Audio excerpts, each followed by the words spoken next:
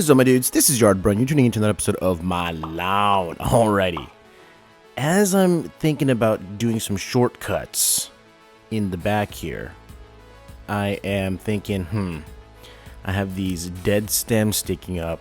I might as well do another verticut. Yes. In this heat. Okay, here's the deal. You're probably thinking to yourself, man, this guy's doing something, it's not going to work. Unorthodox is all hell. It's never gonna happen. And then it works. Guys, I'm in the Pacific Northwest. A lot of things can happen here. You literally throw seed on the asphalt and it grows on the asphalt and you don't have to water it. It's crazy. Anything is possible in the Pacific Northwest. It's insane.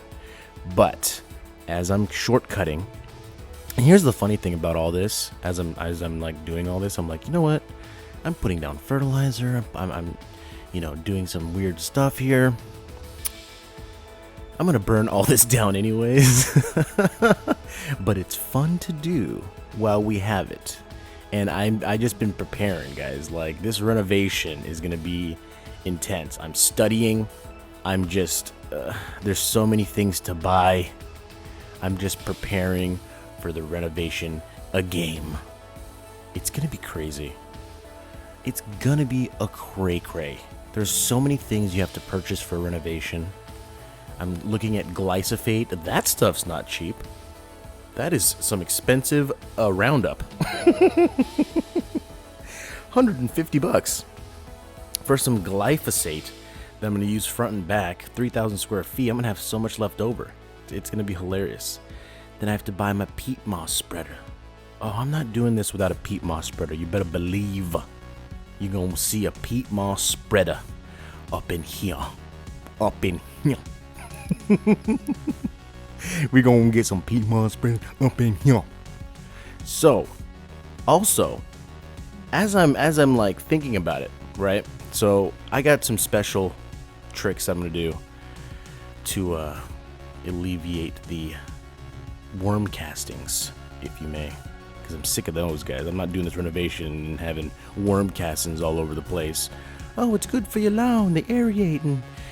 The worm castings is good for the situation. No, it's not. Not for my eyes. Not for my self-well-being. I cannot have worm castings, so I have a solution for that. It's gonna be awesome. Don't worry, I'm not killing them. It's just a solution. And then, and by the way, I'm just jibber-jabbing as you guys are watching me doing this verticut. It's intense. A lot of stuff's coming up like I didn't do anything. But anyways, and then I'm not gonna sand level during the reno, because to me it makes more sense to sand level after the reno, after you've leveled everything, after it's gotten a little more established, right? So we're gonna do another soil level. And then once everything is good and germinating and nice, and we're in there for about 2-3 weeks with nice mowing, let's sand level that stuff. And then it's gonna grow through again, and then boom, amazing lawn. I have so much stuff in my head, guys. I'm just preparing. It's gonna be sick, super sick. Yeah, so there's a lot of material here that we're working with. It's like I didn't even do anything. It's insane. Verticutting. Okay, here's the deal. I understand I'm in an area where you can do something and it works. And if you mess up, it's like, snowboarding at Mount Hood. If you're a level 5 snowboarder at Mount Hood and there's a bunch of POW, you're level 10. You can do a freaking 540 on, 540 off, and then slip, and you might, bust your butt. But no, Mount Hood, you do a 540 on, 540 off, and you tweak a little bit, boom, you landed it. Yes, it's kind of like the Pacific Northwest. Hey, let me just throw some seed in the lawn at 90 degrees outside. Oh, but the soil temperatures are perfect, like it's spring. Germination, 5 days. That's how it is here.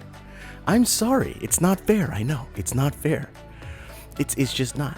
We can do a lot of things here. So anyways, Verticutting.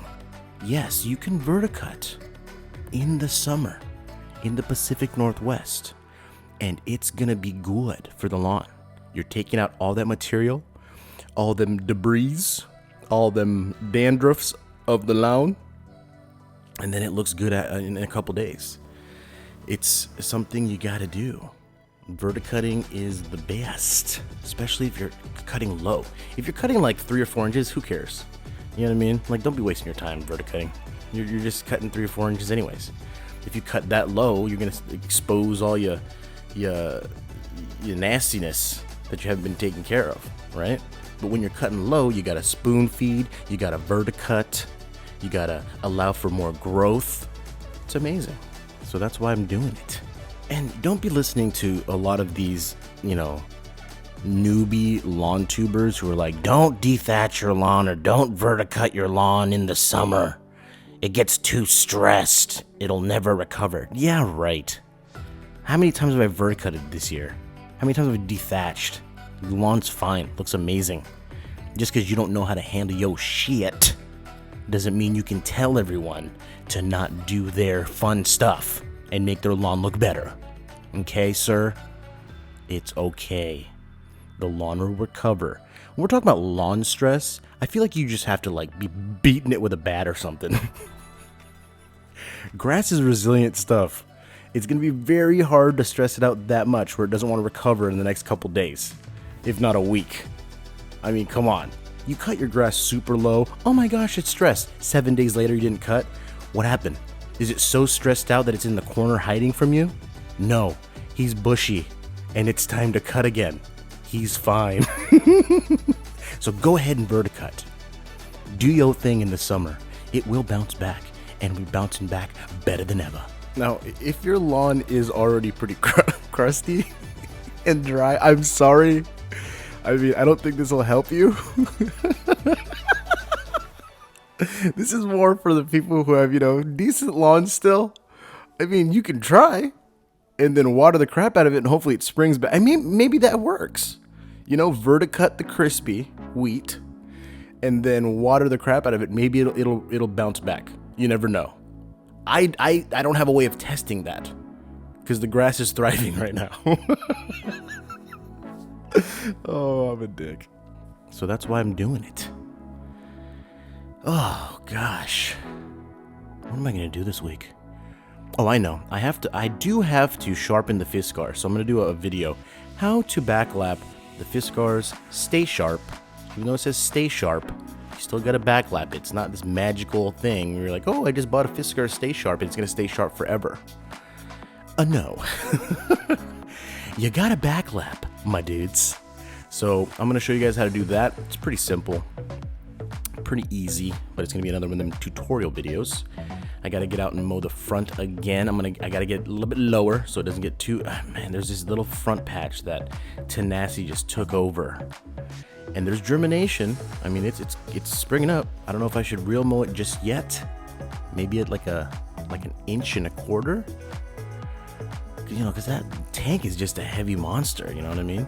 But I want a sharp cut.